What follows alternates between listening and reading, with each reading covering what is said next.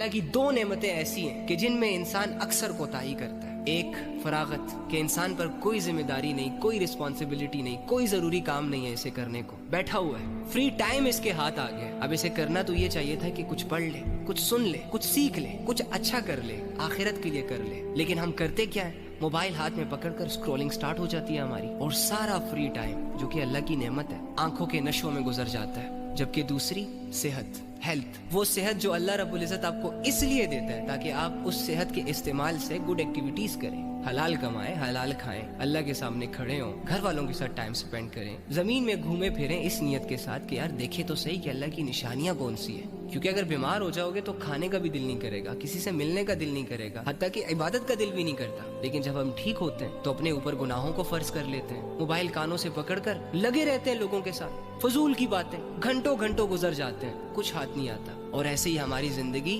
ہمارے ہی ہاتھوں سے ہماری آنکھوں کے سامنے ضائع ہوتی چلی جا رہی ہوتی ہے اور ہمیں احساس تک نہیں ہوتا۔ شیطان بیٹھ کر خوش ہو رہا ہوتا ہے، کلیپنگ کر رہا ہوتا ہے ہمارے لیے کہ کیپ اٹ اپ، جاری رکھو ان چیزوں کو، اچھے سے خود کو برباد کر رہے ہو، اچھے سے اپنا وقت برباد کر رہے ہو، اچھے سے اگنور کر رہے ہو اللہ کو، جبکہ فرشتے افسوس کر رہے ہوتے ہیں اللہ کے بندے کیا کر رہے ہو، ہوش نہیں ہے، عقل نہیں ہے۔ دعوے تو تمہارے یہ ہے کہ تم بہت بڑے ٹیلنٹڈ انسان ہو، دو باتیں کوئی سنا دے تو بدلے میں چار سناتے ہو، لیکن حال یہ ہے کہ اپنے ہاتھوں سے اپنی زندگی برباد کر رہے ہو اور تمہیں فرق ہی نہیں پڑ رہا۔